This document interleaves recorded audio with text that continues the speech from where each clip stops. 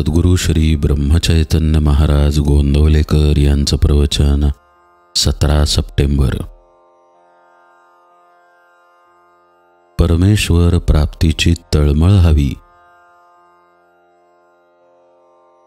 परमेश्वर आपल्याला खरोखर हवा आहे का, आणि तो कशासाठी? बाकी एवढे कष्ट करून तुम्ही इथे येता, तेव्हा भगवंत तुम्हाला नको आहे असे कसे होईल? तुम्हाला खात्रीने तो हवा आहे, पण कशासाठी? तर आपला प्रपंच नीट चालावा म्हणून. असे जरी असले तरी त्यात वाईट नाही, त्यातूनच आपल्याला पुढला मार्ग सापडेल.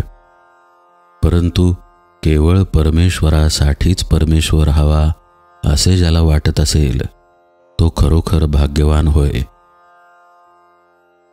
मोठमोठ्या साधू संतांना खरोखरच तशी नड भासली.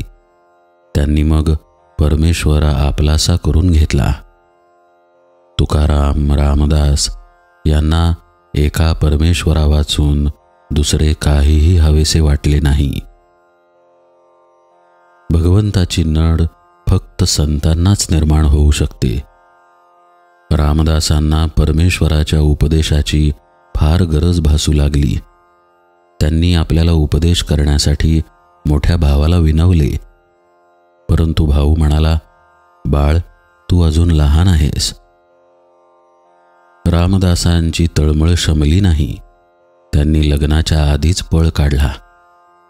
देवाच्या ध्यासात 12 वर्षे घालवल्यावर परमेश्वराने त्यांना उपदेश दिला.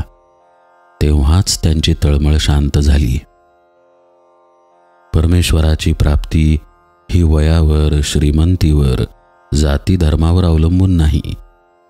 ती एका तळमळीवर अवलंबून असते. ही तळमळ असणे अत्यंत जरुरीचे आहे. ती तळमळ जर कशाने लागत असेल तर केवळ एका शरणागतीनेच होय. रामदासांनी रामाच्या पायावर डोके ठेवून सांगितले की, रामा, तुला मी देह अर्पण केला आहे. आता याची मला गरज नाही. तुझ्या वाचून जगणे मला अशक्य आहे. एवढे प्रेम, एवढे आपलेपण, एवढी तळमळ असल्यावर परमेश्वर किती वेळ दूर उभा राहणार? परमेश्वर अत्यंत अल्पसंतुष्ट आहे. आपण त्याच्याजवळ 1 पाऊल पुढे गेलो तर तो 2 पावले आपल्याजवळ येईल. परंतु आपल्याला त्याच्याकडे जायची तळमळच लागत नाही. आपले विकार, आपला अहमपणा, आपली देहबुद्धी आपल्याला मागे खेचते. या सर्वांचे बंध तोडून जो भगवंताकडे जातो तो पुन्हा मागे फिरत नाही.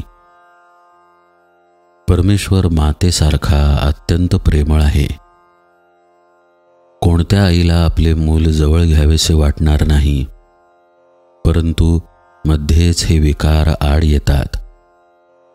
खरोखर भगवंताचे नाम हे मधला आड पडदा दूर सारते.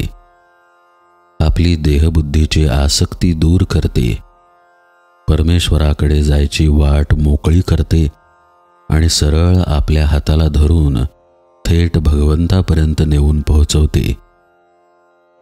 हे नाम तुम्ही आपल्या हृदयात सतत जागृत ठेवा.